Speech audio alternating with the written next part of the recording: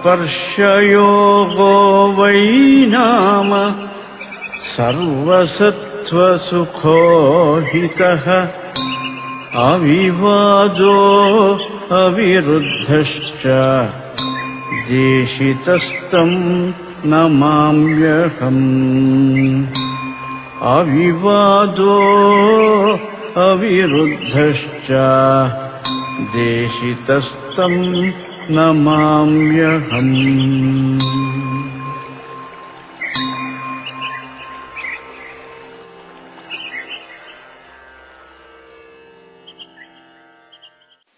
वन्दे तं सच्चिदानन्दम् यतिवर्यं महामतिम् वेदान्तसारज्ञम् सद्गुरुं प्रणतोऽस्म्यहम्.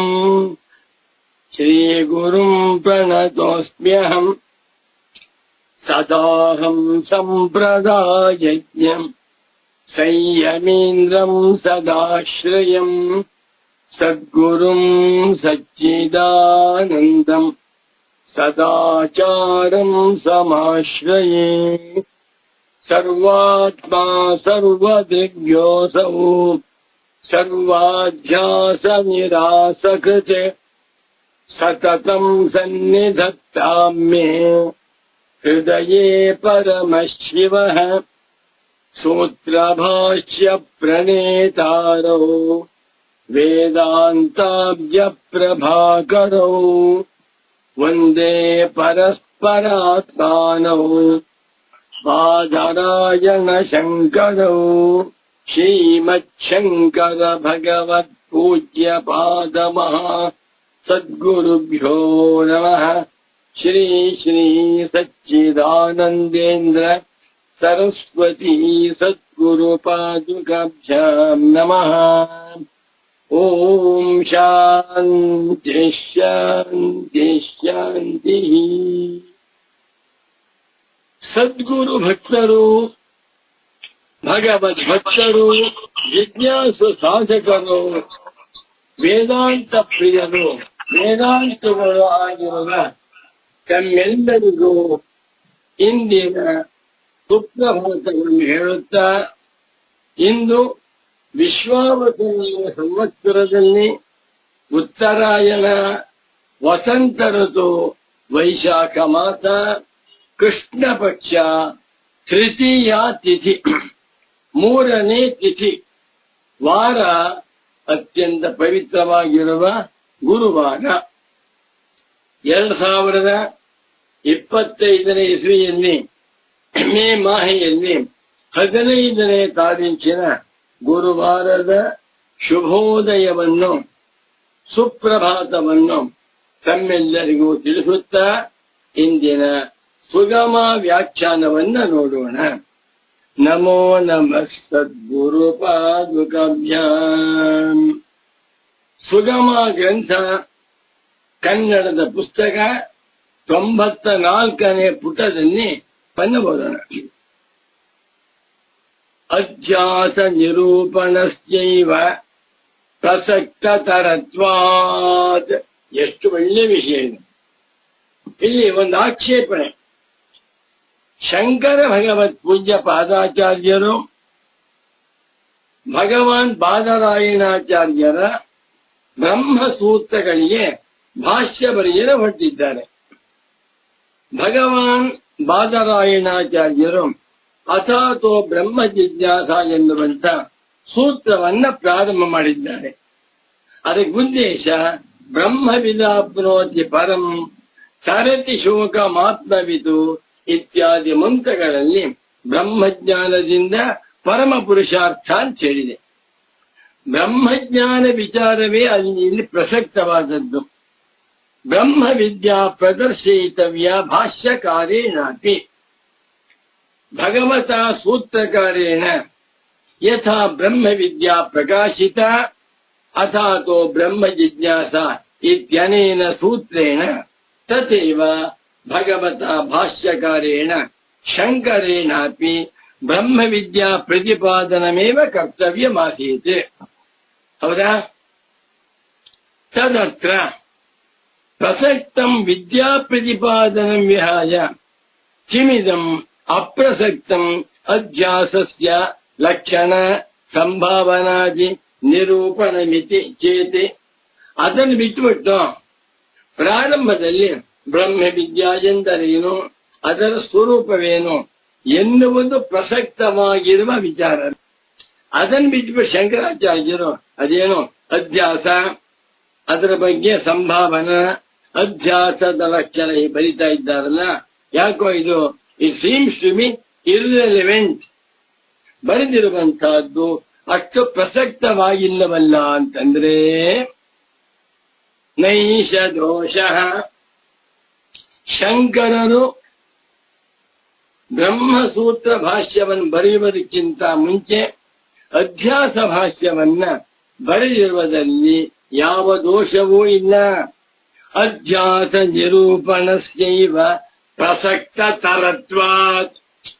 ಬ್ರಹ್ಮವಿದ್ಯಾ ವಿಚಾರ ಪ್ರಸಕ್ತ, ಅಧ್ಯಾಸ ವಿಚಾರಸ್ತು ಪ್ರಸಕ್ತ ತರಹ. This is more relevant. ಏನು ಆಶ್ಚರ್ಯ ನೋಡಿ, ಅಧ್ಯಾಸ ಸ್ವರೂಪವನ್ನ ಕುರಿತು ಭಾಷ್ಯಕಾರ ಶಂಕರರು ಏನು ಬರೆದಿದ್ದಾರೋ ಇದು ಬ್ರಹ್ಮವಿದ್ಯಾ ವಿಚಾರಕ್ಕಿಂತಲೂ ಹೆಚ್ಚು ಪ್ರಶಸ್ತವಾಗಿದೆ ಎಂದು ಪೂರ್ವ ಪಕ್ಷಿ ಕೇಳ್ತಾ ಇದ್ದಾರೆ. ಕಥಂ, ಏನ್ ಮಾತಾಡ್ತಾ ಇದ್ದ ಸ್ವಾಮಿ, ಇದು ಬ್ರಹ್ಮವಿದ್ಯಾ ಮುಖ್ಯವಲ್ವೇ? ಅಲ್ಲ, ಬ್ರಹ್ಮವಿದ್ಯಾ ಮುಖ್ಯವಾದದ್ದು ಹೌದು, ಅದಕ್ಕಿಂತಲೂ ಮುಖ್ಯವಾದದ್ದು ಅಧ್ಯಾಸ ವಿಚಾರ. ಕಥಂ, ಹೇಗೆ? ಬ್ರಹ್ಮವಿದ್ಯಾಯಾಃ ಪುರುಷಾರ್ಥ ಹೇತುತ್ವಂ ತದೈವ ಹಿ ಸಂಗಚ್ಯತೆ ಯದಾ ಅವಿದ್ಯಾ ಮಾತ್ರ ವ್ಯವಹಿತಃ ಪುರುಷಾರ್ಥಃ. ಸಚ್ಚಿದಾನಂದೇಂದ್ರ ಸರಸ್ವತಿ ಸ್ವಾಮಿಗಳವರ ಅನುಗ್ರಹ ಸಂದೇಶವಿದೆ. ಪುರುಷಾರ್ಥವು, ಮೋಕ್ಷವು ಅವಿದ್ಯಾ ಮಾತ್ರ ವ್ಯವಹಿತವಾಗಿದೆ. ಅವಿದ್ಯೆಯೊಂದೇ ಮೋಕ್ಷ ಪ್ರಾಪ್ತಿಗೆ ಅಡ್ಡಿಯಾಗಿದೆ ಎನ್ನುವುದು ಸಿದ್ಧವಾದಾಗಲೇ ಬ್ರಹ್ಮವಿದ್ಯೆಯು ಪುರುಷಾರ್ಥಕ್ಕೆ ಹೇತುವಾಗಿದೆ ಎನ್ನುವಂತ ಹೊಂದುತ್ತದೆ. ಸ್ವಲ್ಪ ವಾಕ್ಯ ದೊಡ್ಡದಾಗಿದೆ. ಬ್ರಹ್ಮವಿದ್ಯೆಯಿಂದ ಮೋಕ್ಷ, ಈ ಉಪದೇಶ ಯಾವಾಗ ಹೊಂದುತ್ತೆ ಅಂದ್ರೆ ಮೋಕ್ಷವು ಅವಿದ್ಯಾ ಪ್ರತಿಬದ್ಧವಾಗಿದೆ ಅಂತ ತಿಳಿಸಿದಾಗ ಮಾತ್ರ. ಯಾಕೆ ಅಂದ್ರೆ ಅವಿದ್ಯೆಯಿಂದಲೇ ಮೋಕ್ಷ ಸಿಕ್ಕಿಲ್ಲ. ಎಲ್ಲ ಮಾನವರು ಬ್ರಹ್ಮ ಸ್ವರೂಪನೇ ಆಗಿದ್ದಾರೆ. ಯಾಕೆ ಸಿಕ್ಕಿಲ್ಲ ಮೋಕ್ಷ ಅಂತ ಹೇಳಿದ್ರೆ ಅವಿದ್ಯಾ ಇದೆ ಎಂದ್ಬಿಟ್ಟು. ಸಾಚ ಅವಿದ್ಯಾ, ಈ ಅವಿದ್ಯಾ ಎನ್ನುವಂತಹದ್ದು ಭಾಷ್ಯೋಪವರ್ಣಿತ ಅಧ್ಯಾಸ ಮಾತ್ರ ಶರೀರ. ಎಷ್ಟು ಜನ ಇದು ಗುರುಗಳ ವಾಕ್ಯ. ಅವಿದ್ಯಾ ಅಂದ್ರೇನು?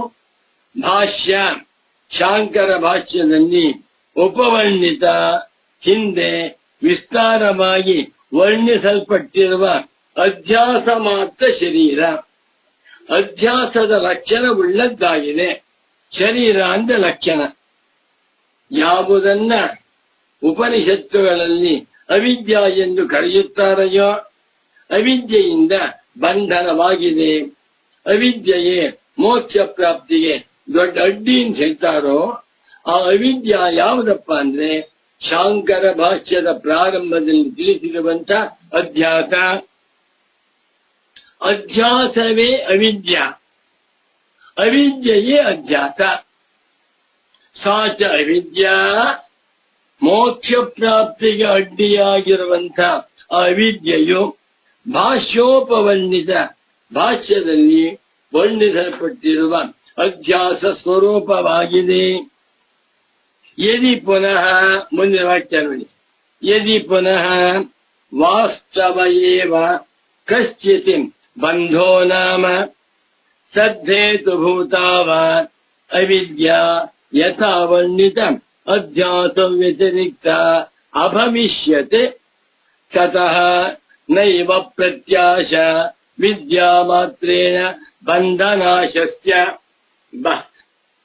ಹಾಗಾಗಿ ಬಿಟ್ಟಿದ್ದರೆ ಆಗ ವಿದ್ಯಾ ಮಾತ್ರೇನ ಬ್ರಹ್ಮವಿದ್ಯಾ ಪಡೆದುಕೊಂಡ ಮಾತ್ರದಿಂದ ಬಂಧವು ನಾಶವಾಗಿ ಮೋಕ್ಷವು ದೊರಕುತ್ತದೆ ಎನ್ನುವಂತಹ ವಿಷಯದಲ್ಲಿ ಯಾರಿಗೂ ಪ್ರತ್ಯಾಶ ಆಶೆ ಇರ್ತಾ ಇರಲಿಲ್ಲ.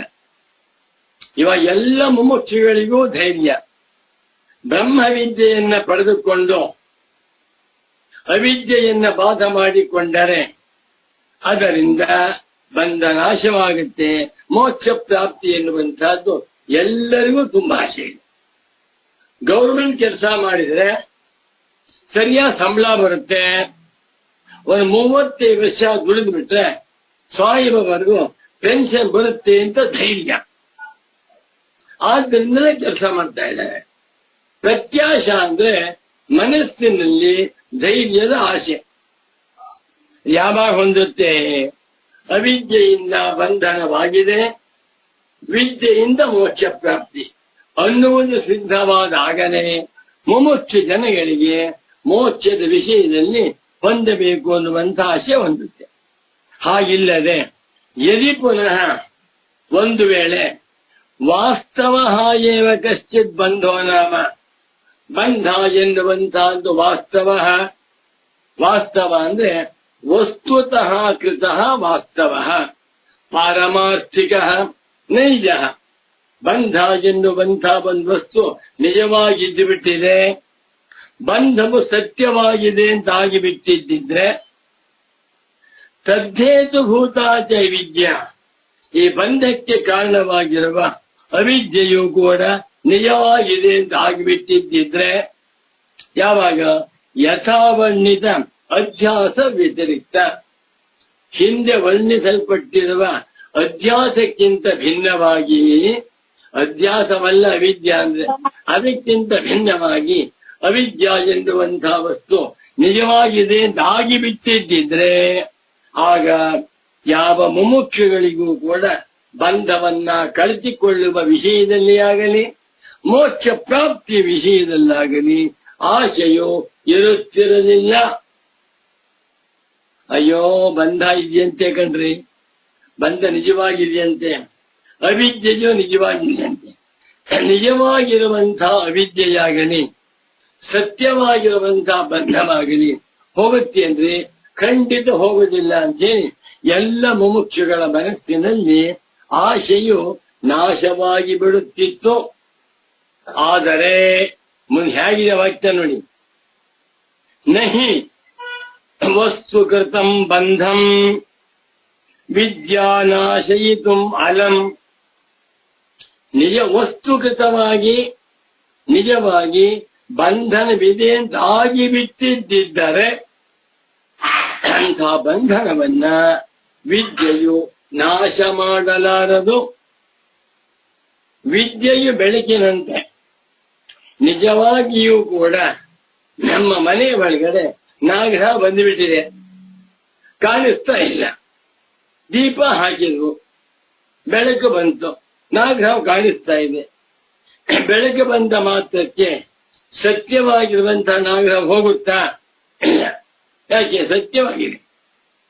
ರಜ್ಜು ಸರ್ಪ ಹಗ್ಗದಲ್ಲಿ ಹಾಗು ಅಂತ ಮಾಡ್ಕೊಂಡಿದ್ದ, ನಿಜವಾಗಿ ಹಾಗಿಲ್ಲ. ಅವಿದ್ಯೆಯಿಂದ ಹಾಗು ಅಂತ ತೋರ್ತಾ ಇದೆ. ಬೆಳಕು ಬಂತು, ಅವಿದ್ಯೆ ಹೋಯ್ತು, ಹಾವಿಲ್ಲ. ಬಹಳ ಚೆನ್ನಾಗಿ ಬಂಧ ಎನ್ನುವಂತಹದ್ದು ನಿಜವಾಗಿಯೂ ಇದೆ ಅಂತ ಆಗಿಬಿಟ್ಟಿದ್ದರೆ ನಿಜವಾಗಿ ಇರುವಂತಹ ಬಂಧನವನ್ನ ವಿದ್ಯಾ ಮಾತ್ರದಿಂದ ಕಳೆದುಕೊಳ್ಳುವುದಕ್ಕೆ ಖಂಡಿತ ನಾನು ಸಾಧ್ಯ.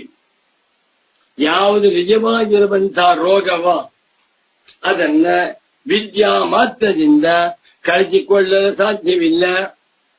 ಯಾವುದು ನಿಜವಾಗಿರುವಂತಹ ವಸ್ತುವ ಬೆಳಕು ಬಂದ ಕೂಡಲೇ ಹೋಗುವುದಿಲ್ಲ.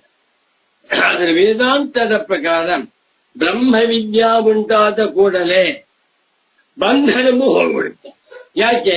ಬಂಧನ ಇಲ್ವೇ ಇಲ್ಲ. ಬಂಧನ ತೋರ್ತಾ ಇದೆಯಲ್ಲ ಸ್ವಾಮಿ, ಅಧ್ಯಾಸದಿಂದ. ಅಧ್ಯಾಸ ಅಂದ್ರೇನು? ಅದನ್ನೇ ಭಾಷ್ಯಕಾರ ಶಂಕರರು ತುಂಬಾ ಚೆನ್ನಾಗಿ ಹೇಳಿದ್ದಾರೆ, ಅದ್ಭುತವಾಗಿದೆ. ನಹಿ ವಸ್ತುಕೃತಂ ಬಂಧಂ, ಸತ್ಯವಾಗಿ ಬಂಧನ ಬಿದ್ದು ಬಿಟ್ಟಿದ್ದರೆ ನಿಜವಾಗಿರುವಂತಹ ಬಂಧನವನ್ನ ವಿದ್ಯೆಯು ನಾಶ ಮಾಡಲು ಸಾಧ್ಯವಿಲ್ಲ. ಅವಿದ್ಯಾ ಮಾತ್ರ ವಿನಾಶನ ಸಮರ್ಥತ್ವಾತ್ ತಸ್ಯಾಹ ವಿದ್ಯಾಯಾಹ. ಒಂದೊಂದು ಮಾತು ಕೂಡ ಅದ್ಭುತವಾಗಿದೆ. ಸಚ್ಚಿದಾನಂದೇಂದ್ರ ಸರಸ್ವತಿ ಸದ್ಗುರುಗಳ ಒಂದೊಂದು ಮಾತಿಗೂ ಕೂಡ ನಾವು ಲಕ್ಷ ವರಹಗಳನ್ನು ಕೊಡಬೇಕು. ಲಕ್ಷ್ಯ ಬೇಡ, ಲಕ್ಷ್ಯ ಅಟೆನ್ಷನ್ ಕೊಡ್ಬೇಕು. ಸುಮ್ಮನೆ ವ್ಯಾಖ್ಯಾನ ಮಾಡ್ತಾ ತುಂಬಾ ಜನ ಹಿಂದಿಲ್ಲ ಮುಂದಿಲ್ಲ ಏನು ಬರೀತಾರ ಅದಲ್ಲ.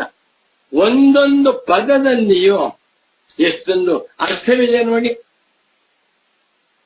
ಇದನ್ನು ಪಾಠ ಮಾಡುವಾಗ ನನ್ನ ಪರಮ ಪೂಜ್ಯ ಪ್ರೀತಿಯ ಸದ್ಗುರು ಸಚ್ಚಿದಾನಂದೇಂದ್ರ ಸರಸ್ವತಿ ಸ್ವಾಮಿಗಳು ಕಥೆ ಹೇಳಿದ್ರು. ಯಾವುದಕ್ಕೆ ವ್ಯಾಖ್ಯಾನ ಮಾಡುವಾಗ ಉಡಾಫೆ ಮಾಡಬಾರ್ದು.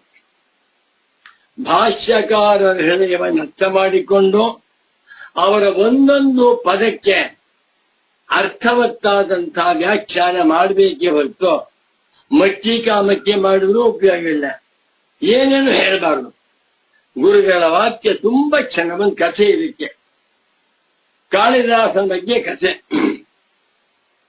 ಕಾಳಿದಾಸ ತುಂಬಾ ಬುದ್ಧಿವಂತ, ಮಹಾಮೇಧಾವಿ, ಕವಿರತ್ನ, ಆಸು ಕವಿ.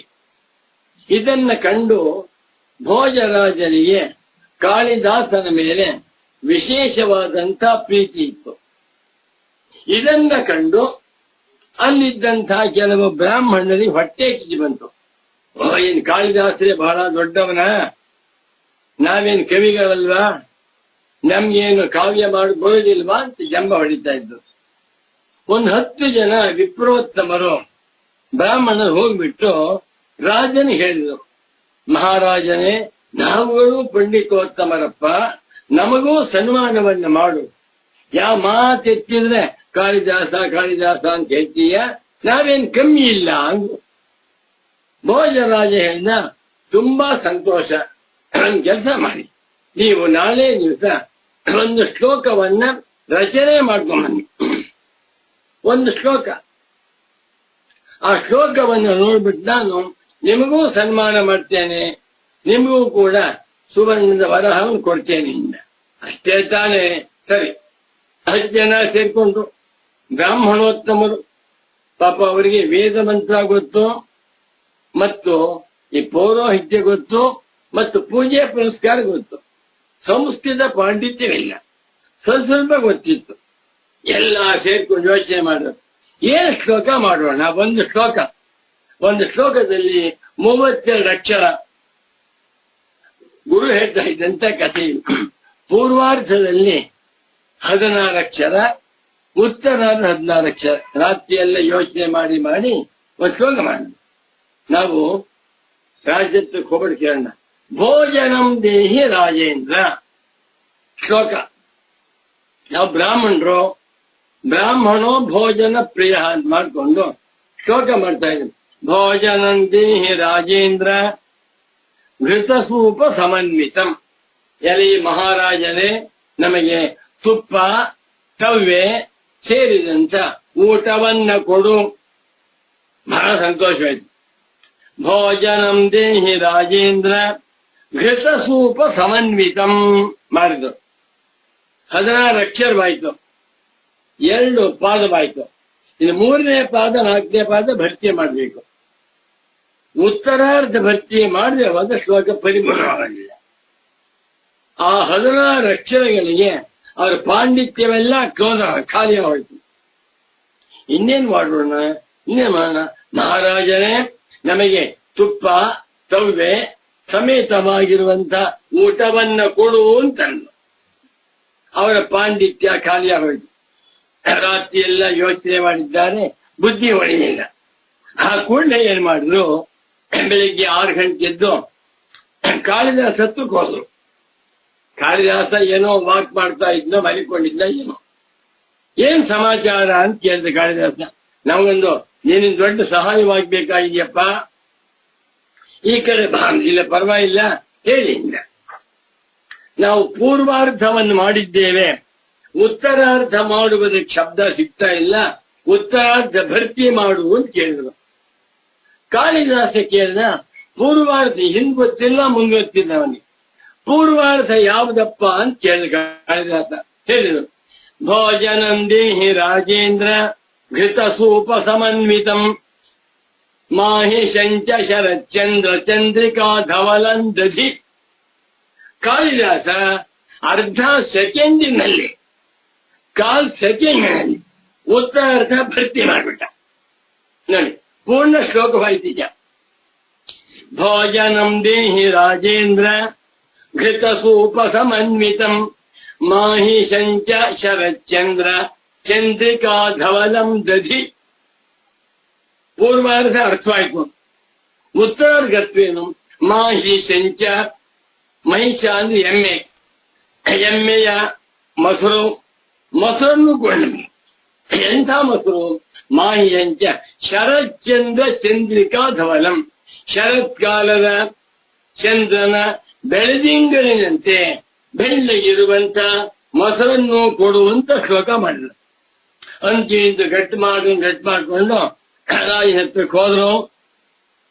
ರಾಜ ಸಿಂಹಾಸನ ಕೂತ್ಕೊಂಡಿದ್ದಾನೆ. ನೂರಾರು ಜನ ಪಂಡಿತೋತ್ಕಮಿಗಳನ್ನ ಇದ್ರು.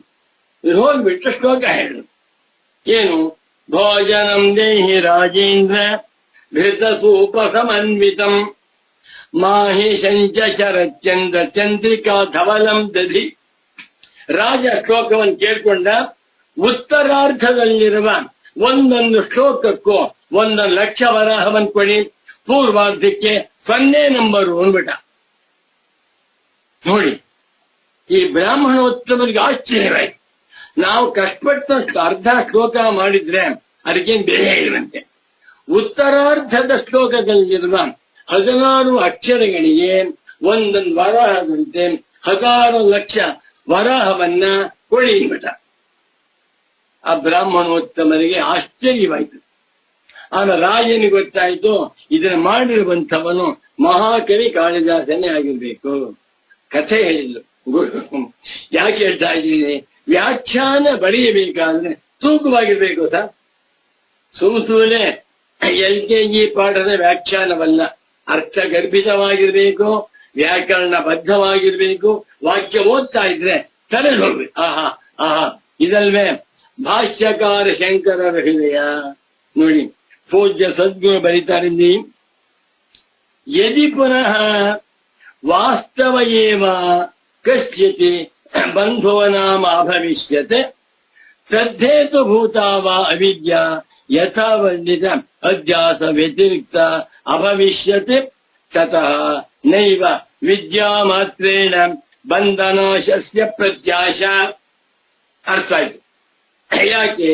ನಹಿ ವಸ್ತು ಕೃತಂ ಬಂಧಂ ವಿದ್ಯಾನಾಶಯಿತುಂ ಅಲಂ. ಶಂಕರಾಚಾರ್ಯ ತೆರೆದುಬಿಡ್ತ. ಭಲೆ ಭಲೆ ಭಲೆ ಸ್ವಾಮಿ, ನೀ ಚೆನ್ನಾಗಿ ಬರೀತಾ ಇದೀಯಪ್ಪ, ನಾನು ಹೃದಯವನ್ನು ಅರ್ಥ ಮಾಡ್ಕೊಂಡು ಬರೀತಾ ಇದ್ದೀಯ ಅಂತ.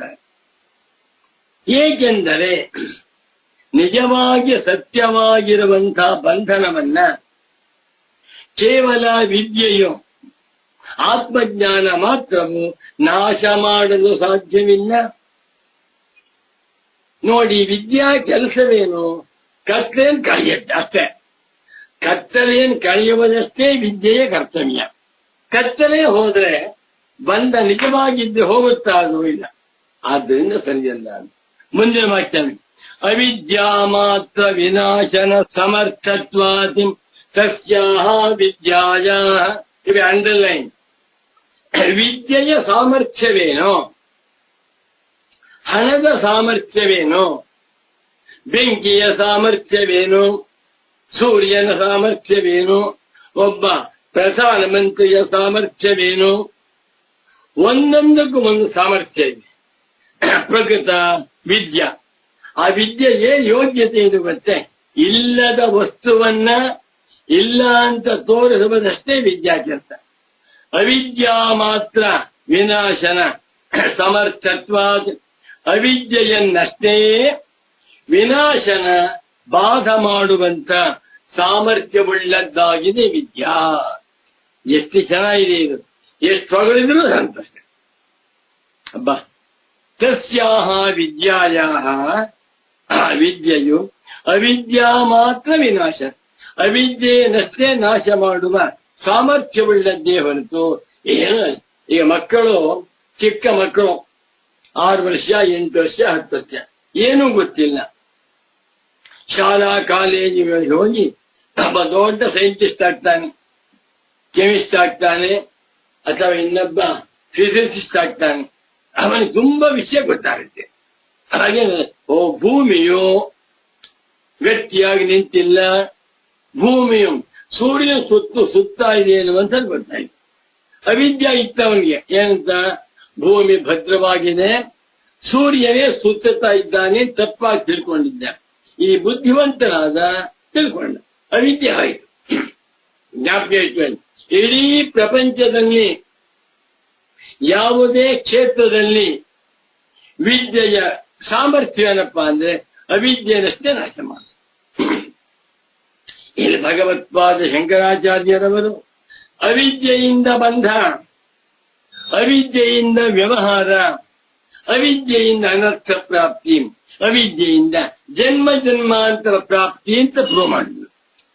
ಏನ್ ಬೇಕು, ಇಂಥ ಅವಿದ್ಯೆಯನ್ನ ಅಧ್ಯಾಸ ಎಂದು ಕರೆದು ಅಧ್ಯಾಸವನ್ನು ಕಳ್ಕೊಳ್ಬೇಕಾದ್ರೆ ಅಸ್ಯಾನರ್ಥ ಹೇತೋ ಪ್ರಹಾಣಾಯ ಆತ್ಮೈಕತ್ವ ವಿದ್ಯಾ ಪ್ರತಿಪತ್ತಯೇ ಸರ್ವೇ ವೇದಾಂತ. ಏನು ಗುರುಗಳ ವಾಕ್ಯ, ಮಜಾ ಮಜಾ. ಇದನ್ನ ನಾನು ನೋಡಿ ಯೋಚನೆ ಮಾಡಿ, ಅಚೇತನವಾದಂಥ ಜಡವಾದ ವಾಕ್ಯಗಳಲ್ಲಿ ಇಷ್ಟು ಸ್ವಚ್ಛ ಬರೆದಿರ್ಬೇಕಾದ್ರೆ ಪೂಜ್ಯ ಸದ್ಗುರುಗಳು ಜೀವಂತ ವ್ಯಕ್ತಿಯಾಗಿದ್ದಾಗ ಅವರ ಪ್ರೀತಿಯ ಶಿಷ್ಯನಾದ ಮಗುವಿಗೆ ರಾಜು ಸುಬ್ರಾಯ ಶರ್ಮಾ ಅಂತ ಕರೀತಾ ಇರ್ತಲ್ಲ, ರಾಜು ಎಲ್ಲೂ ಐತೆ, ಮಗು ಎಲ್ಲೂ ಐತೆ ಏನು. ಆ ಮಗುವಿಗೆ ಎಷ್ಟು ಚೆನ್ನಾಗಿ ಪಾಠ ಮಾಡಿರ್ಬೇಕು. ವಾಕ್ಯ ತುಂಬಾ ಚೆನ್ನ. ಅವಿದ್ಯಾ ಮಾತ್ರ ವಿನಾಶನ ಸಮರ್ಥತ್ವ ತಸ್ಯಾಹ. ವಿದ್ಯೆಯು ಅವಿದ್ಯೆಯನ್ನಷ್ಟ ನಾಶ ಮಾಡುತ್ತೆ ಹೊರತು ಇನ್ನೇನನ್ನೂ ಮಾಡುವುದಿಲ್ಲ. ಬಾ ತಸ್ಮಾತ್ ಪ್ರಸಕ್ತತರಮೇವ ಇದಂ ಅವಿದ್ಯಾಯಾಃ ಬ್ರಹ್ಮವಿದ್ಯಾ ನಿವರ್ಹಣೀಯತ್ವ ಉಪಪಾದನಾರ್ಥಂ ಅಧ್ಯಾಸ ಮಾತ್ರ ಶರೀರತ್ವೇನ ಉಪವರ್ಣನಂ. ಏನು ಓದ್ತಾ ಓದ್ತಾ ಓದ್ತಾ ಬ್ರಹ್ಮ ಜ್ಞಾನವೇ ಆಗ್ಬಿಡುತ್ತೆ ಸರ್. ನೀವು ಗುರುಭಕ್ತಿ ಇಟ್ಕೊಳ್ಳಿ, ಗುರುವಿನಲ್ಲಿ ನಿಶ್ಚಲವಾದ ದೋಷರಹಿತವಾದ ಭಕ್ತಿ ಇದ್ರೆ ವಾಕ್ಯ ಓದ್ತಾ ಓದ್ತಾನೆ ಅಹಂ ಬ್ರಹ್ಮಾಸ್ಮಿ ತುಂಬಾ ಸುಲಭ ಆಗ್ಬಿಡ್ತದೆ. ತಸ್ಮಾತ್, ಆದ್ದರಿಂದ ಇಲ್ಲಿ ಅಥಾತೋ ಬ್ರಹ್ಮ ಜಿಜ್ಞಾಸ ಎನ್ನುವ ಸೂತ್ರಕ್ಕೆ ಭಾಷ್ಯವನ್ನ ಬರೆಯುವಾಗ ಬ್ರಹ್ಮವಿದ್ಯಾ ವಿಚಾರವನ್ನ ಬರೆಯುವುದಕ್ಕಿಂತಲೂ ಮುಂಚೆ ಪ್ರಸಕ್ತ ತರಮೇವ ಅವಿದ್ಯಾಯಾಃ ಬ್ರಹ್ಮವಿದ್ಯಾ ನಿವರ್ಹಣೀಯತ್ವ.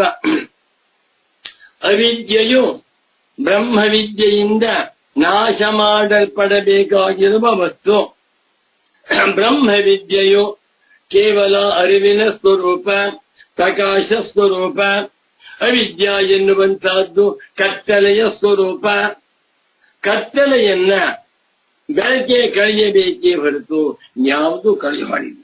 ಅದೇ ರೀತಿಯಲ್ಲಿ ಬ್ರಹ್ಮವಿದ್ಯೆಯು ತನಗೆ ವಿರುದ್ಧವಾಗಿರುವ ಅವಿದ್ಯೆಯನ್ನು ಮಾತ್ರ ನಾಶ ಮಾಡಬಹುದು ಅಂತ ಹೇಳಿದೆ. ಅವಿದ್ಯಾ ಅಂದ್ರೇನು? ಅಧ್ಯಾಸ. ಅಧ್ಯಾಸ ಅಂದ್ರೇನು? ತಮೇತಂ ಏವಂ ಲಕ್ಷಣಂ ಅಧ್ಯಾಸಂ ಪಂಡಿತಾಃ ಅವಿದ್ಯೇತಿ ಮನ್ಯಂತೆ. ಇದು ಇಲ್ಲಿ ಪ್ರಸಕ್ತ ತರವಾಗಿದೆ.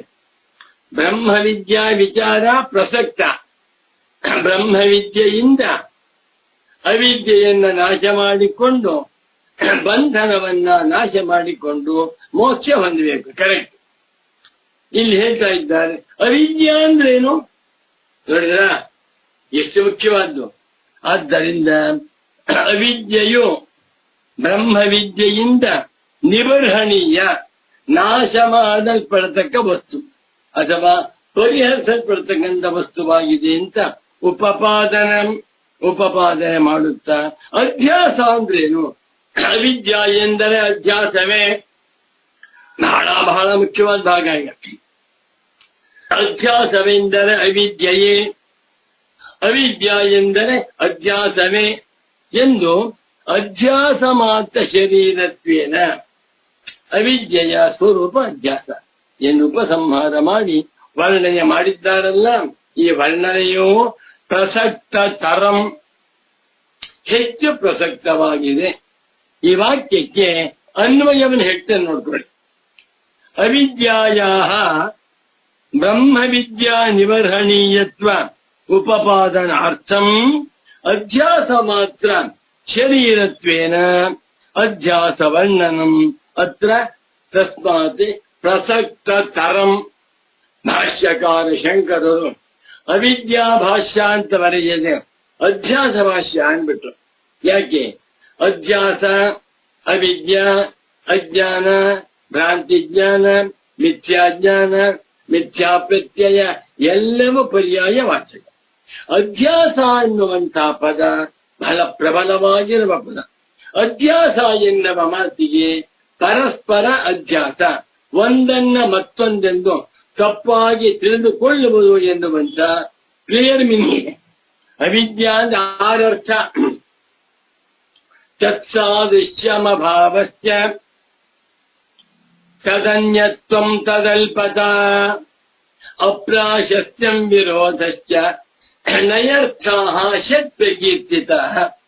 ಬಹಳ ದೊಡ್ಡ ವಿಚಾರ ಇದು, ಉಪನ್ಯಾಸ ಹೇಳಕ್ಕಾಗುವುದಿಲ್ಲ.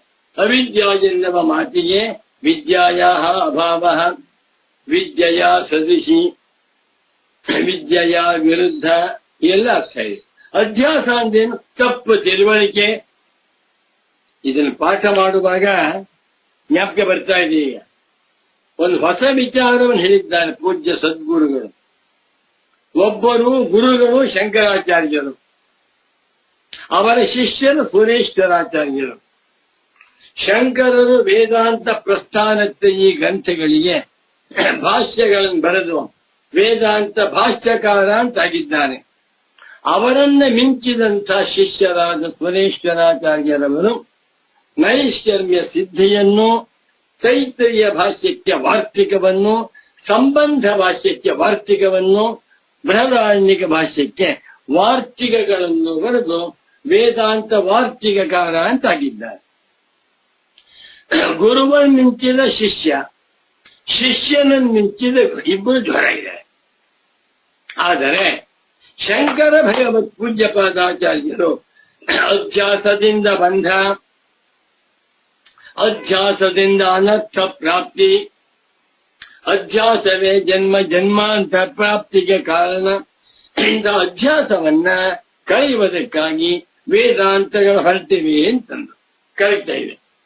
ಆದರೆ ಈ ಗುರುವನ್ನು ಮಿಂಚಿದ ಶಿಷ್ಯರಾದ ಸುರೇಶ್ವರಾಚಾರ್ಯರವರು ಐಕಾತ್ಮ್ಯ ಪ್ರತಿಪತ್ತಿರ್ಯ ಸ್ವಾತ್ಮಾನುಭವ ಸಂಶಯ ಸ್ವಾವಿದ್ಯಾ. ಸುರೇಶ್ವರಾಚಾರ್ಯರು ಅವಿದ್ಯಾ ಅಂತಂದ್ರೆ ಆತ್ಮ ಸ್ವರೂಪವನ್ನ ಅರ್ಥ ಮಾಡಿಕೊಳ್ಳದಿರುವುದು, ಅಭಾವಾರ್ಥವನ್ನು ಕೊಟ್ಬಿಟ್ರು. ಹೌದಾ? ಐಕಾತ್ಮ್ಯ ಅಪ್ರತಿಪತ್ತಿ, ನಾನ್ ಕಾಂಪ್ರಹೆನ್ಷನ್ ಆಫ್ ಯೂನಿಟಿ ಆಫ್ ಜೀವ ವಿತ್ ಬ್ರಹ್ಮನ್. ಜೀವಾತ್ಮನು ಬ್ರಹ್ಮ ಸ್ವರೂಪನಾಗಿದ್ದಾನೆ ಎನ್ನುವ ಜ್ಞಾನವಿಲ್ಲದಿರುವುದೇ ಅವಿದ್ಯಾ ಅಂದರು. ಗುರುಗಳು ಅಧ್ಯಾಸವನ್ನ ವಿದ್ಯಾ ಅಂತ ಕರೆದು, ಶಿಷ್ಯರು ವಿದ್ಯಾ ಅಭಾವವನ್ನ ವಿದ್ಯಾ ಅಂತ ಕರೆದು. ಈಗ ಪರಸ್ಪರ ವಿರೋಧ ಬಂತಲ್ಲ ಅಂದ್ರೆ, ನನ್ನ ಪ್ರೀತಿಯ ಸದ್ಗುರು ವರೆಣ್ಯರಾದ ಸ್ವಾಮಿಗಳವರು ತಾವೇ ಸ್ವತಃ ಶಂಕರಾಚಾರ್ಯರೂ ಹೌದು, ತಾವೇ ಸ್ವತಃ ಸ್ವನೇಶ್ವರಾಚಾರ್ಯರೂ ಹೌದು. ಅವ್ರು ಹೇಳ್ತ ಮಗು, ಇಬ್ಬರಿಗೂ ವಿರೋಧವೇನಿಲ್ಲ. ಗುರು ಶಿಷ್ಯರಿಬ್ಬರಿಗೂ ಕೂಡ ಅವಿದ್ಯಾ ವಿಷಯದಲ್ಲಿ ಒಮ್ಮತ ಉಂಟು. ಹೇಗೆ? ಶಂಕರರು ಅನರ್ಥ ಪರಂಪರೆಗೆ ನೇರವಾಗಿರುವ ಡೈರೆಕ್ಟ್ ಆಗಿರುವಂತಹ ಕಾರಣವನ್ನು ತೆಗೆದುಕೊಂಡು ಅಧ್ಯಾಸ ಅಂತ ಹೇಳಿದರು. ಸುರೇಶ್ವರಾಚಾರ್ಯರು ಒಂದ್ ಹೆಜ್ಜೆ ಮುಂದಕ್ಕೆ ಹೋಗಿ ಅಧ್ಯಾಸಕ್ಕೆ ಏನ್ ಕಾರಣ? ಜ್ಞಾನಾಭಾವ ಅಂತ ಹೇಳಿದ್ದಾರೆ. ನೋಡಿ, ಉದಾಹರಣೆಗೆ ಹಗ್ಗವನ್ ಹಾವು ಅಂತ ತಿಳ್ಕೊಂಡ. ಹಾವು ಅಂತ ತಿಳಿದುಕೊಳ್ಳುವುದಕ್ಕೆ ಮುಖ್ಯವಾದ ಕಾರಣ ಯಾವುದು? ಹಗ್ಗ. ಹಗ್ಗ ನೋಡಿದ ಕತ್ತಲಿನಲ್ಲಿ ಹಾವು ಅನ್ಕೊಂಬಿಟ್ಟ. ಭಯವಾಗುವುದ ಕಾರಣವೇನೋ ಅಧ್ಯಾಸ. ಹಗ್ಗವನ್ನ ಹಾವು ಅಂತ ತಿಳ್ಕೊಂಬಿಟ್ಟ ಭಯ. ಸರಿ, ಮುಂದಕ್ಕೆ ಹೋದ್ರೆ ಯಾಕವನು ಹಗ್ಗವನ್ನ ಹಾವು ಅಂತ ತಿಳ್ಕೊಂಡ ಅಂತಂದ್ರೆ ಇಲ್ಲಿ ಹಗ್ಗ ಎನ್ನುವಂತ ಅರಿವು ಇಲ್ಲದ್ದರಿಂದ. ಹೌದಾ? ಐಕಾತ್ಮ ಅಪ್ರತಿಪತ್ತಿರ್ಯ ಸ್ವಾತ್ಮಾನುಭವ ಸಂಶಯ ಸಾ ಅವಿದ್ಯಾ ಸಂಸತೇರ್ಮೂಲ. ಸಂಸಾರಕ್ಕೆ ಕಾರಣ ನಾನು ಯಾರು ಎನ್ನುವುದನ್ನ ಗುರುಗಳಿಂದ ವೇದಾಂತಗಳಿಂದ ಸರಿಯಾಗಿ ಅರ್ಥ ಮಾಡಿಕೊಳ್ಳದಿರುವುದು ಒಂದು. ಯಾರು? ಸುರೇಶ್ವರಾಚಾರ್ಯ. ಗುರುಗಳಾದ ಶಂಕರಾಚಾರ್ಯ ಅಧ್ಯಾಸ ಅಂತ ಕರೆದು ಅಧ್ಯಾಸದಿಂದ ದುಃಖ, ಅಧ್ಯಾಸದಿಂದ ಬಂಧ ಅಂತ ಹೇಳಿದ್ದಾರೆ. ಇಬ್ಬರಿಗೂ ಕೂಡ ಯಾವ ವಿರೋಧವೂ ಇಲ್ಲ ಅಂತ ಪರಿಹಾರ ಮಾಡಿದ್ರು. ಆದ್ದರಿಂದ ಇಲ್ಲಿ ಬ್ರಹ್ಮವಿದ್ಯೆಯಿಂದ ನಾಶ ಮಾಡಿಕೊಳ್ಳಲ್ಪಡಬೇಕಾಗಿರುವ ಅವಿದ್ಯಾ ಅಂದ್ರೇನು? ಅವಿದ್ಯಾ ಅಂದ್ರೆ ಅಧ್ಯಾಸ. ಇದರಿಂದಲೇ ಇಲ್ಲ ಅನರ್ಥ ಪ್ರಾಪ್ತಿ ಎನ್ನುವುದನ್ನ ತಿಳಿಸಿದ್ದಾರಲ್ಲ. ಅಧ್ಯಾಸ ವಿಚಾರವು ಬ್ರಹ್ಮವಿದ್ಯಾ ವಿಚಾರಕ್ಕಿಂತಲೂ ಕೂಡ ಪ್ರಸಕ್ತ ತರವಾಗಿದೆ. ಆದ್ದರಿಂದ ಭಾಷ್ಯಕಾರ ಶಂಕರರು ಪ್ರಾರಂಭದಲ್ಲಿ ಅಧ್ಯಾಸ ವಿಚಾರವನ್ನು ಕುರಿತು ಅಧ್ಯಾಸ ಭಾಷ್ಯದಲ್ಲಿ ವರ್ಣಿಸಿದ್ದಾರೆ. ಆಯ್ತು, ಮುಂದಕ್ಕೆ ಹೋಗ್ತೀನಿ. 95ನೇ ಪುಟದಲ್ಲಿ ಪ್ರಾರಂಭ ಮಾಡ್ತೇವೆ. ತದೇ ತದಾಹ ಭಗವಾನ್ ಭಾಷ್ಯಕಾರ. ಇದನ್ನ ತತು ಏತದು ಈ ಅಧ್ಯಾಸವನ್ನು ಕುರಿತು ನಾವಿಷ್ಟನೇ ವಿವರವಾಗಿ ತಿಳಿಸಿದ್ದೇವಲ್ಲ. ಇಷ್ಟನ್ನು ಭಾಷ್ಯಕಾರ ಶಂಕರರು ಈ ಮುಂದಿನ ವಾಕ್ಯದಲ್ಲಿ ಹೇಳುತ್ತಾರೆ. ತಮೇತಂ ಏವಂ ಲಕ್ಷಣ ಮಧ್ಯಾಸಂ ಪಂಡಿತಾ ಅವಿದ್ಯಾ ಇತಿ ಮನ್ಯಂತೆ. ಗಟ್ಟಿ. ತಮೇತಂ ಏವಂ ಲಕ್ಷಣ ಮಧ್ಯಾಸಂ ಪಂಡಿತ ಅವಿದ್ಯೇತಿ ಮನ್ಯಂತೆ. ಬಹಳ ಮುಖ್ಯವಾದ ವಾಕ್ಯ. ಇಲ್ಲಿಯವರೆಗೆ ಭಾಷ್ಯಕಾರ ಶಂಕರರು ಸುಗಮ ವ್ಯಾಖ್ಯಾಕಾರರಾದ ಪರಮ ಪೂಜ್ಯ ಸಚ್ಚಿದಾನಂದೇಂದ್ರ ಸರಸ್ವತಿ ಸ್ವಾಮಿಗಳವರು ಯಾವ ಅಧ್ಯಾಸವನ್ನ ವಿಸ್ತಾರವಾಗಿ ವರ್ಣನೆ ಮಾಡಿದ್ದಾರೆಯೋ ಈ ಅಧ್ಯಾಸವನ್ನೇ ಬ್ರಹ್ಮಜ್ಞಾನಿಗಳು ಅವಿದ್ಯಾ ಎನ್ನುವಂತಹ ಶಬ್ದದಿಂದ ಕರೆದಿದ್ದಾರೆ. ಓದ್ತಾ ಓದ್ತಾ ಆನಂದವಾಗ್ತಾ ಇದೆ. ಉಪನಿಷತ್ತುಗಳಲ್ಲಿ ಅಧ್ಯಾಸ ಎನ್ನುವ ಶಬ್ದವಿಲ್ಲ, ಅವಿದ್ಯಾ ಎನ್ನುವ ಶಬ್ದ ಇದೆ. ಉದಾಹರಣೆಗೆ ಅವಿದ್ಯಾಯಾಮಂತರೇ ವರ್ತಮಾನ. ಹೌದಾ? ಒಂದು ವಾಕ್ಯ. ಎರಡೂ ಕೂಡ ವಿರುದ್ಧ ದಿಕ್ಕಿಗೆ ಹೋಗುತ್ತಿವೆ. ಅಲ್ಲಿ ಅವಿದ್ಯಾ ಅನ್ನುವಂತಹ ಶಬ್ದ ಇದೆ. ಕಾಠಕೋಪನಿಷತ್ತಿನಲ್ಲಿ ಬೈತಾರೆ ಗುರುಳಿನಿ. ತಮೇತಂ ಏವಂ ಲಕ್ಷಣ ಮಧ್ಯಾಸಂ ಪಂಡಿತಾ ಅವಿದ್ಯಾ ಇತಿ ಮನ್ಯಂತೆ. ಶಾಂಕರ ಭಾಷ್ಯವಾಕ್ಯ. ಈಗ ತಂ ಏತಂ ತಂ ನೈಸರ್ಗಿಕೋಯಂ ಲೋಕ ವ್ಯವಹಾರ ಇತ್ಯಂತೇನ ಗ್ರಂಥೇನ ಪ್ರತಿಜ್ಞಾತಂ. ಸ್ವಾರಸ್ಯ ಇದೆ.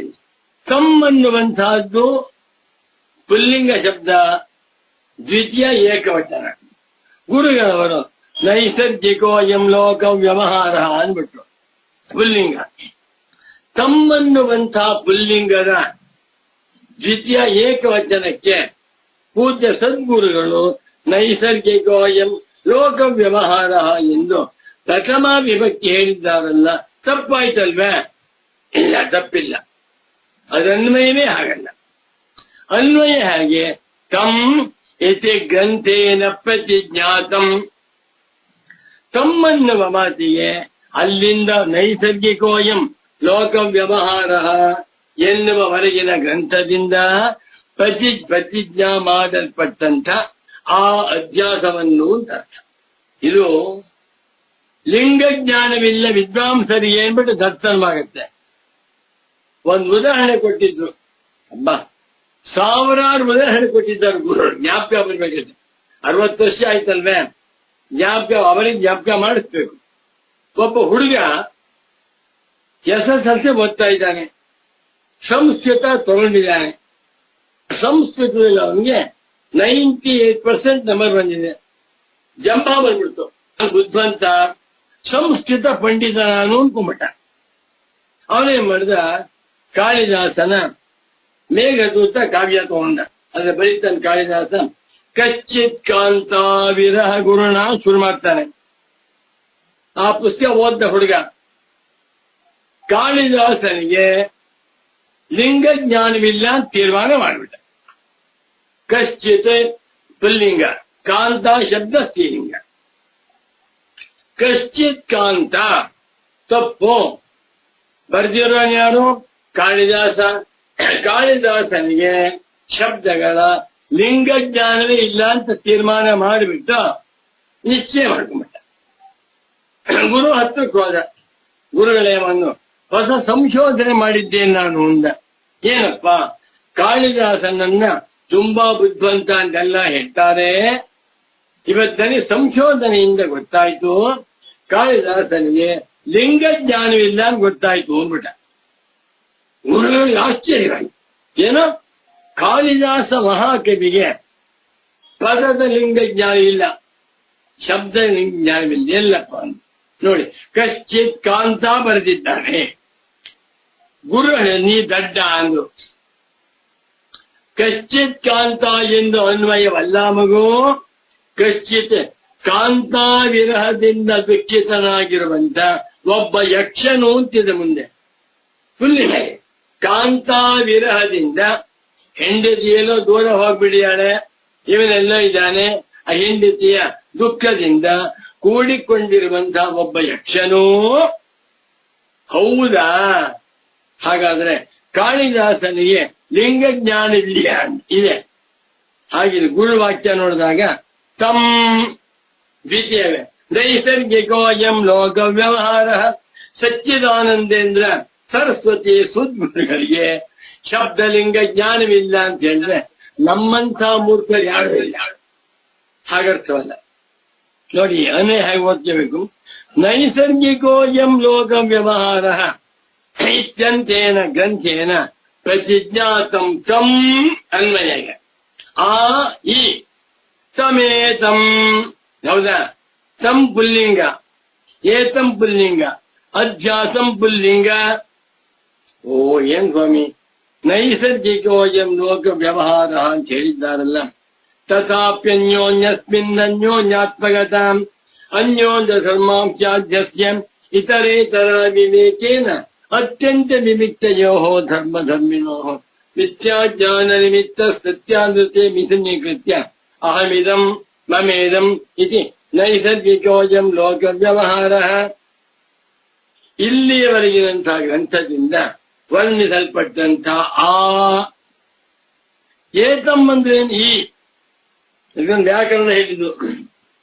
ಇದಮಸ್ತು ಸನ್ನಿಕೃಷ್ಟಂ ಸಮೀಪತರವರ್ತಿ ಚೈತದೋ ರೂಪಂ ಅದಸಸ್ತು ವಿಪ್ರಕೃಷ್ಟಂ ತದಿತಿ ಪರೋಕ್ಷೇ ವಿಜಾನೀಯಾತ್. ಒಂದು ಶ್ಲೋಕ.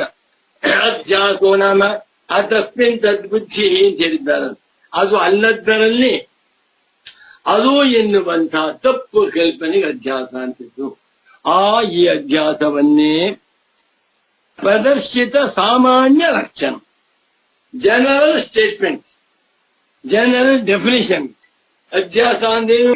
ಹಗ್ಗವನ್ನ ಹಾಗು ಅಂತ ತಿಳಿಯುವಂತಹದ್ದು, ಹಾಲಾದ ಅಕ್ಕಿ ಹಿಟ್ಟನ್ನ ಹಾಲು ಅಂತ ತಿಳಿಯುವಂತಹದ್ದು, ಸಾಸಿವೆಯನ್ನ ರಾಗಿ ಎಂದು ತಿಳಿಯುವಂತಹದ್ದು, ದೇಹವನ್ನ ನಾನು ಎಂದು ತಿಳಿಯುವಂತಹದ್ದು, ನನ್ನನ್ನ ದೇಹವೆಂದು ತಿಳಿಯುವಂತಹದ್ದು. ಅತಸ್ಮಿನ್ ತದ್ಬುದ್ಧಿ. ಇದು ಸಾಮಾನ್ಯ ಲಕ್ಷಣ. ಇಂಥ ರೂಪವಾಗಿರುವ ಅಧ್ಯಾಸವನ್ನು ಶಂಕಾ ಪರಿಹಾರ ಪುರಸ್ಸರಂಚ ಕೃತ ಸಂಭಾವನ ಅಧ್ಯಾಸಂ. ಅಧ್ಯಾಸ ಇರಲಿಕ್ಕೆ ಸಾಧ್ಯವೇ ಇಲ್ಲ ಅಂತ ಪೂರ್ವಪಕ್ಷಿ ಶಂಕ. ಇಂಥ ಅಧ್ಯಾಸ ಯಾರಿಗೂ ಇಲ್ಲ. ಅಧ್ಯಾಸವಿದೆ. ಶಂಕಾ ಪರಿಹಾರ ಮೂಲಕವಾಗಿ ಕೃತ ಸಂಭಾವನ ಅಧ್ಯಾಸ ಇದೆ ಎಂದು ತಿಳಿಸಲ್ಪಟ್ಟಿರುವಂಥ ಇಂಥ ಅಧ್ಯಾಸವನ್ನು ತಂ ಏತಂ ಅಧ್ಯಾಸಂ ಪಂಡಿತಾ ಶಾಸ್ತ್ರ ಪಂಡಿತಾ ಅಲ್ಲ ಜ್ಞಾನಿನಃ ಜೀವನ್ ಮುಕ್ತಾ ಬ್ರಹ್ಮಾತ್ಮ ಸ್ವರೂಪವಿದಃ. ಎಂಥ ಜ್ಞಾನಿಗಳು ಮುಂಬರಿತಾರೆ. ವೇದಾಂತಾಭಿಯುಕ್ತಾ ವೇದಾಂತೇಶು ವಿಚಕ್ಷಣೈ. ಗೌಡಪಾದಾಚಾರ್ಯರ ಮತ್ತು ಶ್ರೀರಾಮ್ ಇಂಥ ಅಧ್ಯಾಸವನ್ನೇ ವೇದಾಂತಗಳಲ್ಲಿ ಯಾರು ಎಕ್ಸ್ಪರ್ಟ್ ಅಭಿಯುಕ್ತರಾಗಿದ್ದಾರೆಯೋ ಅಂಥ ಮಹಾತ್ಮರು ಅವಿದ್ಯಾ ಇತಿ ಮನ್ಯಂತೆ, ಅವಿದ್ಯೆಯು ಎಂದು ತಿಳಿಯುತ್ತಾರೆ. ಯಯೇವ ಅಧ್ಯಾಸಃ ಸಾ ಏವ ಅವಿದ್ಯಾ, ಯಾಯೇವ ಅವಿದ್ಯಾ ಸ ಏವ ಅಧ್ಯಾಸಃ ಇತಿ. ಅಧ್ಯಾಸ ಅವಿದ್ಯೆಯೋಃ ಸಾಮಾನಾಧಿಕರಣ್ಯೇನೋಪದೇಶಃ. ಗುರುಗಳ ಪಾಠ. ಅಧ್ಯಾಸ ಭಾಷ್ಯವನ್ನ 16 ಸಲ ಪಾಠ ಮಾಡಿದ್ದಾನೆ. ಗಟ್ಟು ಮಾಡಿಸ್ಬಿಟ್ಟು ಬಾ ಹಿಂದೆ ಮುಂದೆ ಮೇಲಕ್ಕೆ ಜನಕ್ಕೆ ನಾನು ಮರೆಯೋ ಹಾಗೆ ಸಂಧ್ಯಾ ವಂದನೆ ಮಂತ್ರ ಮರ್ತೋಗುತ್ತೆ ನನಗೆ. ಶಾಂಕರ ಭಾಷ್ಯ ಪಂಕ್ತಿ ಮರ್ತೋಗುವುದಿಲ್ಲ. ಯಾಕೆ ಅಂದ್ರೆ ಸಂಧ್ಯಾವನೆ ಮಂತ್ರಗಳನ್ನ ಯಾರೋ ಕಿಕ್ಕೇರಿ ಪುರೋಹಿತ ಗಟ್ಬಾಳಿಸಿದ್ರು. ಭಾಷ್ಯ ಪಂಕ್ತಿಗಳನ್ನ ಬ್ರಹ್ಮನಿಷ್ಠರು, ಜೀವನ್ಮುಕ್ತರು, ತತ್ವಜ್ಞಾನಿಗಳಾಗಿರುವಂತ ಯತಿಪುಂಗವರಾದ ಸಚ್ಚಿದಾನಂದೇಂದ್ರ ಸರಸ್ವತಿ ಸ್ವಾಮಿ ಗಟ್ಮಾಡಿಸಿದ್ದಾರೆ. ಗುರುಗಳು ಗಟ್ಟ ಮಾಡಿಸಿರುವಂತಹ ವಾಕ್ಯ ಮರೆಯುವಾಗಿಲ್ಲ. ವೇದಾಂತಗಳಲ್ಲಿ ಅಭಿಯುಕ್ತರಾಗಿರುವಂತವರು ಈ ಅಧ್ಯಾಸವನ್ನೇ ಅವಿದ್ಯಾ ಎಂದು ಕರೆಯುತ್ತಾರೆ ಅಂತ ಇದು ವಾಕ್ಯ ಕೊಟ್ಟು ಮಾಡ್ತಾರೆ. ಅವಿದ್ಯಾಯಾಮಂತರೇ ವರ್ತಮಾನಃ ಸ್ವಯಂ ಧೀರಾ ಪಂಡಿತಂ ಮನ್ಯಮಾನಃ ಜಂಘನ್ಯಮಾನಃ ಪರ್ಯಂತಿ ಮೂಢಃ ಅಂಧೇನೈವ ನೀಯಮಾನಾಯ ಸಾಂಧಃ. ಕಠೋಪನಿಷತ್ತಿನಲ್ಲಿಯೂ ಬಂದಿದೆ, ಮುಂಡಕದಲ್ಲಿಯೂ ಬಂದಿದೆ. ಇತ್ಯಾದಿಷು ವೇದಾಂತೇಶು, ಇದೇ ಮುಂತಾದ ವೇದಾಂತಗಳಲ್ಲಿ ಪರಾಮೃಷ್ಟಾಯ ಅವಿದ್ಯಾ, ಯಾವ ಅವಿದ್ಯೆಯನ್ನ ಪರಾಮರ್ಶೆ ಮಾಡಿದ್ದಾರೆಯೋ ಆ ಅವಿದ್ಯೆಯನ್ನೇ ಸಾ ಏವ ಅವಿದ್ಯಾ ಅತ್ರ ಅಧ್ಯಾಸ ಭಾಷ್ಯೆ ಅಧ್ಯಾಸತ್ವೇನ ವ್ಯಾಖ್ಯಾತ ಅಸ್ಮಾಭಿಃ. ಏನು ಗುರುಗಳ ವಾಕ್ಯ?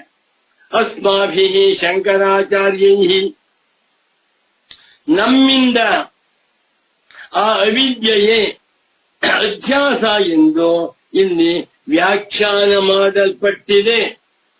ಯಾವುದನ್ನ ವೇದಾಂತೇಶು ಅಭಿಯುಕ್ತರು ಅವಿದ್ಯಾ ಎಂದು ಕರೆದಿದ್ದಾರೆಯೋ ಅದನ್ನೇ ನಾವಿಲ್ಲಿ ಅಧ್ಯಾಸ ಎನ್ನುವಂತಹ ಶಬ್ದಕರ ವ್ಯಾಖ್ಯಾನ ಮಾಡಿದ್ದೀವಿ. ನತು ನೋಡಿ ಇಷ್ಟೇ ಹೊರತು ನತು ಕ್ವಚಿದಪಿ ವೇದಾಂತನಯೇ ಅಸ್ಮದಧ್ಯಾಸಾತ್ ವಿಲಕ್ಷಣ ಕಾಚಿತ್ ಅನ್ಯ ಅವಿದ್ಯಾ ಬ್ರಹ್ಮ ವಿದ್ಯಾ ವಿನಾಶ್ಯ ಅಭ್ಯುಪಗತಾಸ್ತೀತಿ ಭಾವ. ಅದ್ಭುತ ವಾಕ್ಯ, ಪರಮಾಶ್ಚರ್ಯಕರವಾದ. ನನಗೆ ಪಾಠ ಮಾಡುವಾಗ ನೆಲ ಮೇಲೆ ಕೂತ್ಕೊಂಡು ಕುರ್ಚಿ ಮೇಲೆ ಕೂತ್ಕೊಂಡು ವಾಕ್ ಮಾಡಿಸುವ ಪಾಠ ಮಾಡ್ತಾ ಇದ್ದು. ನನ್ನ ಉಪನ್ಯಾಸವನ್ನು ಕೇಳುವಾಗ ಪೂಜ್ಯ ಸದ್ಗುರುಗಳು ಅವ್ರ ಕಾಲ್ನವು ನಿಂತ್ಕೊಳ್ಳಕ್ ಆಗ್ತಾ ಇದ್ದಿಲ್ಲ, ಆದರೂ ಕೂಡ ನಿಂತ್ಕೊಂಡು ಡ್ಯಾನ್ಸ್ ಮಾಡ್ತಾ ಕೇಳ್ತಾರೆ. ಸತ್ಯವಾದ ಮಾತಿದೆ, ಅದು ಚೆನ್ನಾಗಿದೆ ವಾಕ್ಯ. ಅವಿದ್ಯೆಯನ್ನೇ ಅಧ್ಯಾಸ, ಅಧ್ಯಾಸವನ್ನೇ ಅವಿದ್ಯಾ ಎಂದು ಕರೆದಿದ್ದೇವೆಯೇ ಹೊರತು ಇದಕ್ಕಿಂತ ಭಿನ್ನವಾಗಿ ನ ಕ್ವಚಿದಪಿ ವೇದಾಂತ ನಯೇ. ವೇದಾಂತ ನಯ ಅಂದ್ರೆ ಶಾಸ್ತ್ರ. ವೇದಾಂತ ದರ್ಶನದಲ್ಲಿ, ವೇದಾಂತ ಶಾಸ್ತ್ರದಲ್ಲಿ 108 ಉಪನಿಷತ್ತು ಅಂತಿದೆ. ಎಲ್ಲಕ್ಕೂ ವೇದಾಂತ ಅನ್ಸಿತು. 108 ವೇದಾಂತಗಳಲ್ಲಾಗಲಿ, ಭಗವದ್ಗೀತೆಯಲ್ಲಾಗಲಿ, ಬ್ರಹ್ಮ ಸೂತ್ರಗಳಲ್ಲಾಗಲಿ ಯಾವ ವೇದಾಂತದಲ್ಲಿಯೂ ಈ ಅಧ್ಯಾಸಕ್ಕಿಂತ ವಿಲಕ್ಷಣವಾಗಿರುವ ಅವಿದ್ಯಾ ಎನ್ನುವಂತಹ ಶಬ್ದದಿಂದ ಕರೆಯಲ್ಪಟ್ಟಿರುವ ಅಧ್ಯಾಸಕ್ಕಿಂತ ಭಿನ್ನವಾಗಿರುವ ಕಾಚಿತ್ ಯಾವುದೋ ಒಂದು ಅನ್ಯ ಅವಿದ್ಯಾ, ಬೇರೊಂದು ಅವಿದ್ಯೆಯನ್ನ, ಎಂಥ ವಿದ್ಯೆ? ಬ್ರಹ್ಮವಿದ್ಯಾ ವಿನಾಶ್ಯ, ಬ್ರಹ್ಮವಿದ್ಯೆಯಿಂದ ವಿನಾಶ ಮಾಡಲ್ಪಡಬಹುದಾದ ಬ್ರಹ್ಮವಿದ್ಯೆಯಿಂದ ನಾಶ ಮಾಡಿಕೊಳ್ಳಬೇಕಾಗಿರುವಂತ ಅವಿದ್ಯ ಎಂದರೆ ಅಧ್ಯಾಸವೇ, ಅಧ್ಯಾಸವೆಂದರೆ ಅವಿದ್ಯೆಯೇ. ಇದಕ್ಕಿಂತ ಭಿನ್ನವಾಗಿರುವಂತ ಅವಿದ್ಯೆಯು ಎಲ್ಲಿ ಹೇಳಿಲ್ಲ. ವಾಕ್ಯ ಹೇಳಿ, ವೇದಾಂತೇಶು ಪರಾಮೃಷ್ಟಾಯ ಅವಿದ್ಯಾ ಸ ಏವ ಅತ್ರ ಅಧ್ಯಾಸತ್ವೇನ ಅಸ್ಮಾಭಿಃ ವ್ಯಾಖ್ಯಾತ ಅತ್ವಾಯ್ತು. ನತು ಕ್ವಚಿದಪಿ ವೇದಾಂತೇಶು ಇಂಥ ಅವಿದ್ಯೆಗಿಂತ ಭಿನ್ನವಾಗಿರುವ, ಅಧ್ಯಾಸಕ್ಕಿಂತ ಭಿನ್ನವಾಗಿರುವ ಅಸ್ಮದ್ ಅಧ್ಯಾಸಾದ್ ವಿಲಕ್ಷಣ, ಈ ಅಧ್ಯಾಸಕ್ಕಿಂತ ವಿಲಕ್ಷಣವಾಗಿರುವ ಇನ್ಯಾವುದೋ ಒಂದು ಅವಿದ್ಯೆ, ಯಾವುದೋ ಅಂತ ಹೇಳ್ತಾ ಇಲ್ಲ, ಮೂಲಾವಿದ್ಯೆ. ಕಾಚಿತ್ ಅನ್ಯ ಅವಿದ್ಯ, ಇನ್ಯಾವುದೋ ಒಂದು ಬೇರೆ ಅವಿದ್ಯೆ ಇದೆ ಅಂತ ಎಲ್ಲಿಯೂ ಹೇಳಿಲ್ಲ. ಆ ವಿದ್ಯೆ ಹೇಗಿರ್ಬೇಕು? ಬ್ರಹ್ಮವಿದ್ಯಾ ವಿನಾಶ. ಬ್ರಹ್ಮವಿದ್ಯಾ ಬಂದ ಕೂಡಲೇ ನಾಶವಾಗುವಂತ ಅವಿದ್ಯಾ ಅಧ್ಯಾಸ. ಬೆಳಕು ಬಂದ ಕೂಡಲೇ ನಾಶವಾಗುವಂತ ವಸ್ತು ಕತ್ತಲೆ. ಅದೇ ರೀತಿಯಲ್ಲಿ ಕತ್ತಲೆಯಂತಿರುವ, ಇಲ್ಲದೆ ಇರುವ ಅವಿದ್ಯಾ ಅಧ್ಯಾಸ. ಇದನ್ನು ಹೇಳಿದ್ದಾನೆ ಹೊರತು ಇದಕ್ಕಿಂತ ಭಿನ್ನವಾಗಿರುವ ಇನ್ಯಾವುದೋ ಒಂದು ಅವಿದ್ಯೆಯನ್ನ ಎಲ್ಲಿಯೂ ಹೇಳಿಲ್ಲ. ಈ ಧೈರ್ಯ ಬರೀತಾರ್ರಿ ಸ್ವಾಮಿಗಳು. ಎಂತ ಬ್ರಹ್ಮವಿದ್ಯಾ ವಿನಾಶ, ಬ್ರಹ್ಮಜ್ಞಾನ ಬಂತು ಆದರೂ ಕೂಡ ಹೋಗದೆ ಇರುವಂತ ಅವಿದ್ಯೆ ಇದೆ ಅಂತ ಹೇಳಿ. ಬ್ರಹ್ಮಜ್ಞಾನ ಬಂತ, ಅಜ್ಞಾನ ಹೊಟ್ಟೋದಿಲ್ಲ.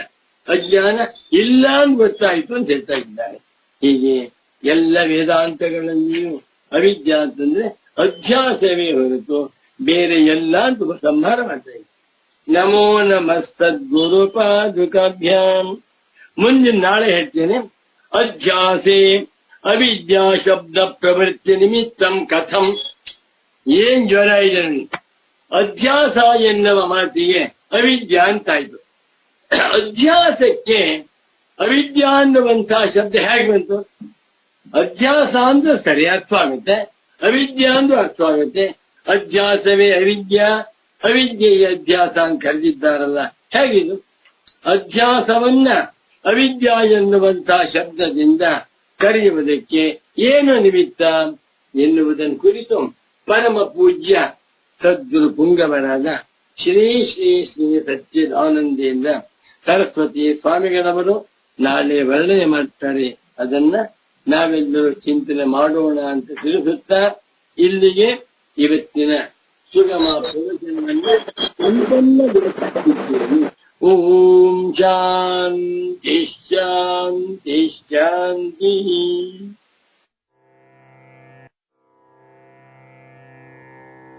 ಭಗವದ್ಗೀತೆಯಲ್ಲಿ ಅರ್ಜುನನೇ ಜಿಜ್ಞಾಸು, ಮುಮುಕ್ಷು, ಶ್ರೀಕೃಷ್ಣನೇ ಆಚಾರ್ಯ, ಜಗದ್ಗುರು.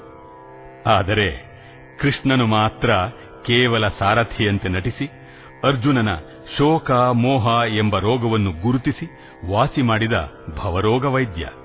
2ನೇ ಅಧ್ಯಾಯದಲ್ಲಿ ಅರ್ಜುನನು ಶ್ರೀಕೃಷ್ಣನನ್ನು ಹೀಗೆ ಬೇಡಿಕೊಂಡಿದ್ದಾನೆ. ಕಾರ್ಪಣ್ಯ ದೋಷೋಪಹತ ಸ್ವಭಾವ ಪೃಚ್ಛಾಮಿ ತ್ವಾಂ ಧರ್ಮ ಸಮ್ಮೂಢಚೇತಾಃ ಯಚ್ಛ್ರೇಯಃ ಸ್ಯಾನ್ನಿಶ್ಚಿತಂ ಬ್ರೂಹಿ ತನ್ಮೇ ಶಿಷ್ಯಸ್ತೇಹಂ ಶಾಧಿಮಾಂ ತ್ವಾಂ ಪ್ರಪನ್ನಂ. ಅದಕ್ಕೆ ಶ್ರೀಕೃಷ್ಣನು ಇದೇ ಅಧ್ಯಾಯದಲ್ಲಿ ಯಾ ನಿಶಾ ಸರ್ವಭೂತಾನಾಂ ತಸ್ಯಾಂ ಜಾಗರ್ತಿ ಸಂಯಮೇ ಯಸ್ಯಾಂ ಜಾಗೃತಿ ಭೂತಾನಿ ಸಾ ನಿಶಾ ಪಶ್ಯತೋ ಮುನೇಃ ಎಂದು ಗಹನವಾಗಿ ತಿಳಿಸಿದ್ದಾನೆ. ಅಂದರೆ ಯಾರು ತತ್ವದ ಬಗ್ಗೆ ನಿರಾಸಕ್ತರೋ ಜ್ಞಾನಿಗಳು ಅದರ ಬಗ್ಗೆ ಸದಾ ಜಾಗೃತರಾಗಿರುವರು. ಆದರೆ ಯಾರು ಕೇವಲ ಪ್ರಾಪಂಚಿಕ ವಿಷಯಗಳ ಬಗ್ಗೆ ಆಸಕ್ತರೋ ಜ್ಞಾನಿಗಳು ಇದರ ಬಗ್ಗೆ ಅನಾಸಕ್ತರಾಗಿರುವರು ಎಂದರ್ಥ. ಶಂಕರರಾದರೋ ತಸ್ಮಾತ್ ಗೀತಾಶಾಸ್ತ್ರೆ ಕೇವಲಾದೇವ ತತ್ವಜ್ಞಾನಾತ್ ಮೋಕ್ಷಪ್ರಾಪ್ತಿ ನ ಕರ್ಮ ಸಮುಚಿತಾತ್ ಇತಿ ನಿಶ್ಚಿತೋರ್ಥಃ ಎಂದು ನಹಿ ಆತ್ಮಸ್ವರೂಪಾಧಿಗಮೇ ಸತಿ ಪುನಃ ಪ್ರಮಾಣ ಪ್ರಮೇಯ ವ್ಯವಹಾರ ಸಂಭವತಿ ಪ್ರಮಾತೃತ್ವಂ ಹಿ ಆತ್ಮನೋ ನಿವರ್ತಿಯತಿ ಅಂತ್ಯಂ ಪ್ರಮಾಣಂ ಎಂದು ಕರ್ತೃತ್ವ ಬುದ್ಧಿಯನ್ನೇ ಬಾಧ ಮಾಡಿದ್ದಾರೆ. ಅದ್ವೈತ ತತ್ವ ಅಭಯ ಸ್ವರೂಪ. ವಿಚಾರ ಮಾರ್ಗ 1ರಿಂದ ಮಾತ್ರ ಭಯ ನಿವೃತ್ತಿ. ಕೇಳೋಣ. ದಯಮಾಡೋ ದೇವ ದಯಮಾಡೋ.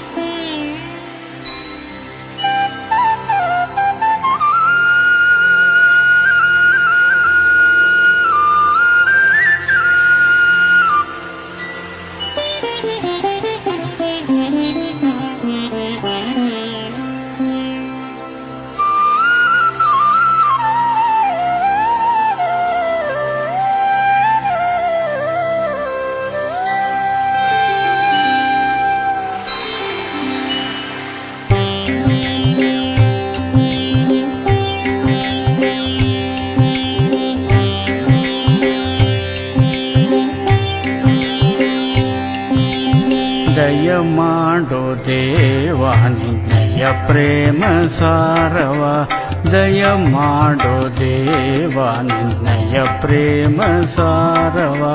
ಭಯ ಶೂನ್ಯವಾದ ನಿರ್ದ್ವಯತಾ ವಿಚಾರವ, ಭಯ ಶೂನ್ಯವಾದ ನಿರ್ದ್ವಯತಾ ವಿಚಾರವ.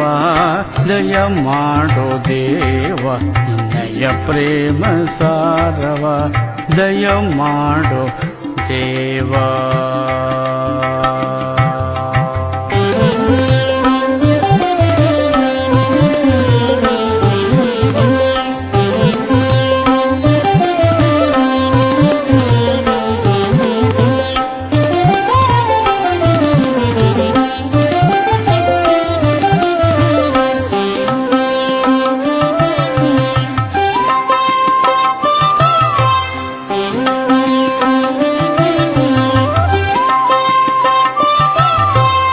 ಎಚ್ಚರಿದ್ದು ಕಂಬುವದಚ್ಚರಿಯಿದೆ ಎಂಬುವ, ಎಚ್ಚರಿದ್ದು ಕಂಬುವದಚ್ಚರಿಯಿದೆ ಎಂಬುವ, ಹುಚ್ಚ ಬಿಡಿಸಿ ಕೊಂಬುವ ಹೆಚ್ಚಿನರಿವನೇ ಭವ, ಹುಚ್ಚ ಬಿಡಿಸಿ ಕೊಂಬುವ ಹೆಚ್ಚಿನರಿವನೇ ಭವ.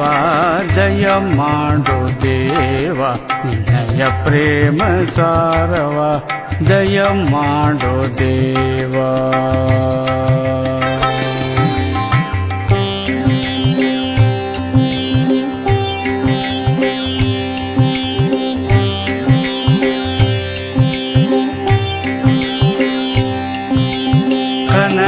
ಕನಸೆಂದಿದೆಲ್ಲವ ನೆನೆಸುತ್ತೆ ಸಲ್ಲುವ, ಕನಸೆಂದಿದೆಲ್ಲವ ನೆನೆಸುತ್ತೆ ಸಲ್ಲುವ, ಬಿನದದೆ ನಿಲ್ಲುವ ಮನಸೊಂದನೆ ಭವ, ಬಿನದದೆ ನಿಲ್ಲುವ ಮನಸೊಂದನೆ ಭವ.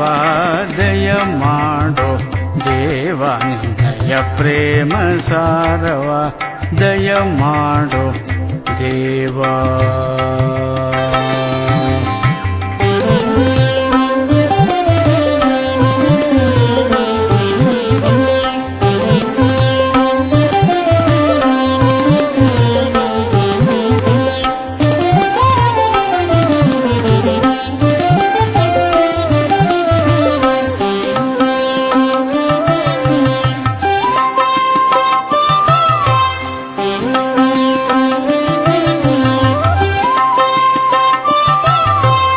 ಬರು ನಿದ್ರೆಯೊಂದುವ ನರನಿಪ್ಪ ಚಂದವ, ಬರು ನಿದ್ರೆಯೊಂದುವ ನರನಿಪ್ಪ ಚಂದವ, ಮರಹಿಲ್ಲದೈದಿ ಶಂಕರನಾಗುವಂದವ, ಮರಹಿಲ್ಲದೈದಿ ಶಂಕರನಾಗುವಂದವ.